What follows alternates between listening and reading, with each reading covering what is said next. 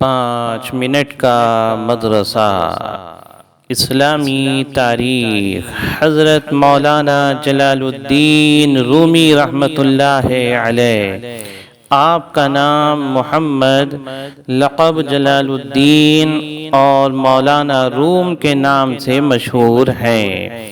بلخ میں 6 ربیع الاول 604 ہجری میں پیدا ہوئے۔ آپ کے والد شیخ محمد بہاء الدین اپنے زمانے کے بڑے عالم اور مشہور بزرگ تھے۔ ابتدائی تعلیم اپنے والد سے حاصل کی۔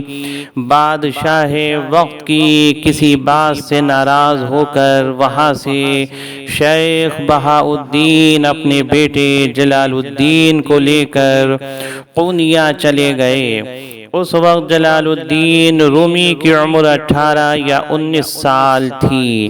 آپ نے قونیہ میں تقریباً 8 سال مختلف اساتذہ سے علم حاصل کرتے ہوئے ملک شام کے علمی شہر حلب کا رخ کیا اور مدرسہ حلابیہ میں رہ کر شیخ عمر بن احمد اور بعض دوسرے مدارس کے ماہر و ممتاز علماء کی خدمت میں رہ کر تمام علوم میں مکمل مہارت حاصل کر لی۔ اس وقت مولانا جلال الدین کی عمر 40 سال ہو چکی تھی جب ان کے والد محترم کی وفات پر سید برہان الدین ترمذ سے ان کی تعزیت کے لیے تشریف لائے تو ان کا امتحان لے کر فرمایا کہ بس اب علم باطن رہ گیا ہے، تمہارے والد کی یہ امانت اب میں تمہارے حوالے کرنا چاہتا ہوں۔ چنانچہ 9 سال تک مولانا رومی نے ان کی صحبت میں رہ کر علم باطن اور معرفت و سلوک کے مراتب طے کر لیے۔ اللہ کی قدرت، ستارے رات میں کھلے آسمان پر بے شمار ستارے چمکتے ہوئے نظر آتے ہیں۔ ان ستاروں کی چمک اور روشنی سے آسمان بڑا خوبصورت دکھائی دیتا ہے۔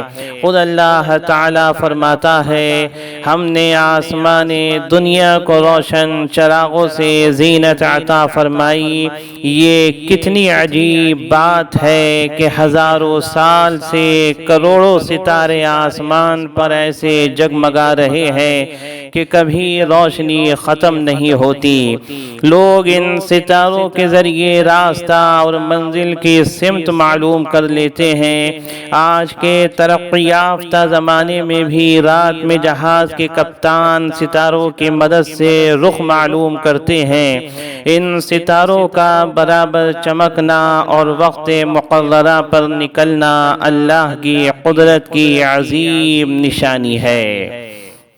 ایک فرض کے بارے میں ایک جیسی چیز کا آپس میں بیچنا۔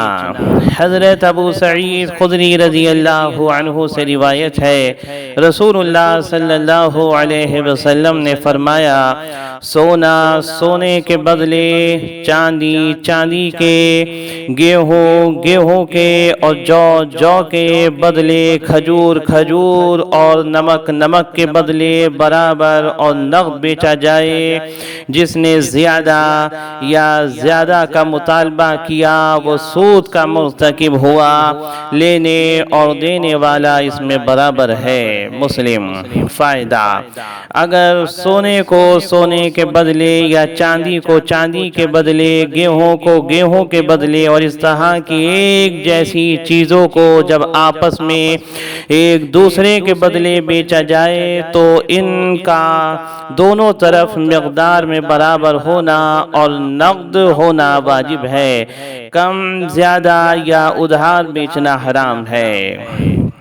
ایک سنت کے بارے میں سفر حج سے واپسی پر دعا دینا۔ حضرت عبداللہ بن عمر رضی اللہ عنہما سے روایت ہے کہ غلام حج سے واپسی پر آپ صلی اللہ علیہ وسلم کی خدمت میں حاضر ہوا اور سلام کیا۔ آپ صلی اللہ علیہ وسلم نے اس کی طرف اپنا سر مبارک اٹھایا اور یہ دعا دی، قبل اللہ حجک وغفر ذنبک واخلف نفقتک، ترجمہ اللہ تیرا حج قبول فرمائے، تیرے گناہ معاف فرمائے اور خرچ کا بدل عطا فرمائے۔ عمل الیوم واللیلہ، ایک اہم عمل کی فضیلت حاجی سے ملاقات کرنا۔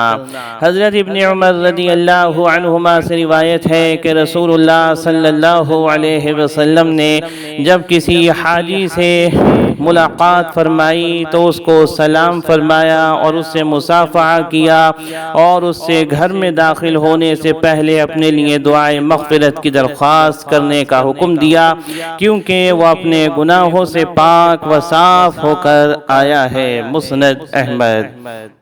ایک گناہ کے بارے میں نابینا کو غلط راستہ بتانا۔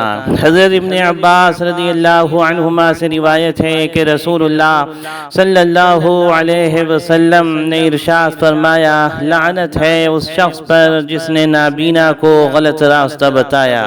مسند احمد۔ دنیا کے بارے میں اللہ کی ملاقات کا منکر، اللہ تعالیٰ کا ارشاد ہے، حقیقت یہ ہے کہ بڑے خسارے میں ہیں وہ لوگ جنہوں نے اللہ سے ملنے کو جھٹلایا ہے، یہاں تک کہ جب قیامت ان کے سامنے آ کھڑی ہوگی تو وہ کہیں گے، ہائے افسوس کہ ہم نے اس قیامت کے بارے میں بڑی کوتاہی کی، اور وہ اس وقت اپنی پیٹھوں پر اپنے گناہوں کا بوجھ لادے ہوئے ہوں گے۔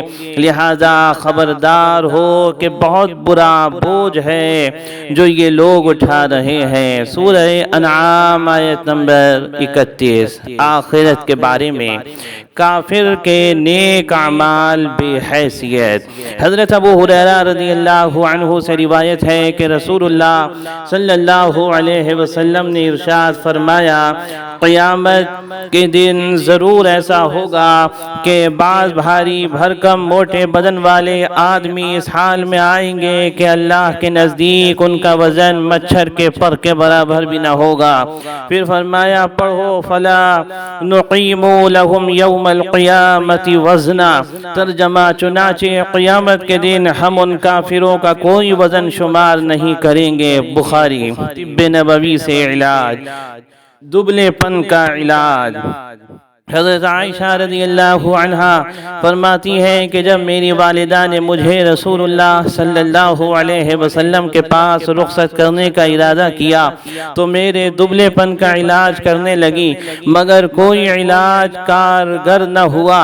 پھر میں نے تر کھجوروں کے ساتھ ککڑی کھانا شروع کیا تو میں معتدل جسم والی ہو گئی، یعنی دبلا پن دور ہو گیا۔ ابن ماجہ۔ قرآن کی نصیحت۔ قرآن میں اللہ تعالیٰ فرماتا ہے، اور اگر قرضدار تنگ دست ہو تو اس کو آسودہ ہونے تک مہلت دی جائے، اور اگر تم اپنا قرض معاف کر دو تو یہ تمہارے حق میں زیادہ بہتر ہے۔ سورہ بقرہ آیت نمبر 28۔